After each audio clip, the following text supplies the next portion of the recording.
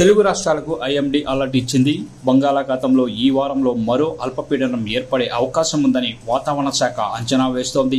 ఈ నెల 6, 7వ తేదీల్లో బంగాళాఖాతంలో అల్పపీడనం ఏర్పడే అవకాశం ఉందని ఐఎండీ తెలిపింది. ఈ నేపథ్యంలో ఏపీలో పలుచోట్ల వర్షాలు కురిసే అవకాశం ఉంది.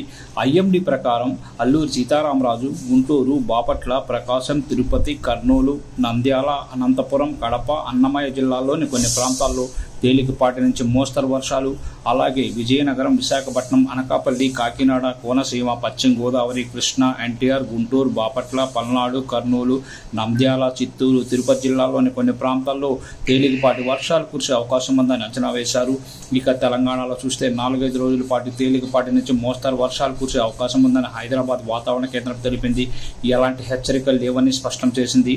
డిసెంబర్ 11వ తేదీ వరకు తెలంగాణలోని కొన్ని ప్రాంతాల్లో తేలికపాటి నుంచి ఒక మోస్తరు వానలు పడొచ్చని హైదరాబాద్ వాతావరణ కేంద్రం తెలిపింది. ఇక రాష్ట్రంలోని కొన్ని ప్రాంతాల్లో పొగమంచు తీవ్రత ఎక్కువగా ఉండే అవకాశం ఉందని కూడా అంచనా వేసింది.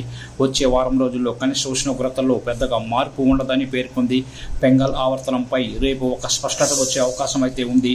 ఇప్పుడు బెంగాల్ తుఫాను బలహీనపడి అల్పపీడనంగా మారి అరేబియా సముద్రంలోకి ప్రవేశించింది. ఇక శుక్రవారం బంగాళాఖాతంలో ఏర్పడే అల్పపీడనం శ్రీలంక దిశగా పయనిస్తుందని ఐఎండీ అంచనా వేసింది.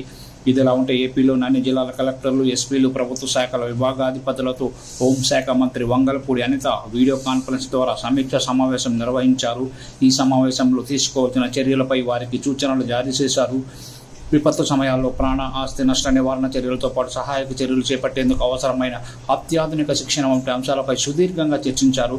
విధ్వంసం సృష్టించే వాయుగుండం సమయంలో అంచనా కోసం అవసరమైన పరికరాలు, మరమ్మతులు, కొత్త టెక్నాలజీ ఏర్పాటు దిశగా చర్యలు తీసుకుని విపత్తు నిర్వహణ శాఖను పటిష్టంగా మారుస్తామన్నారు హోంమంత్రి అనిత.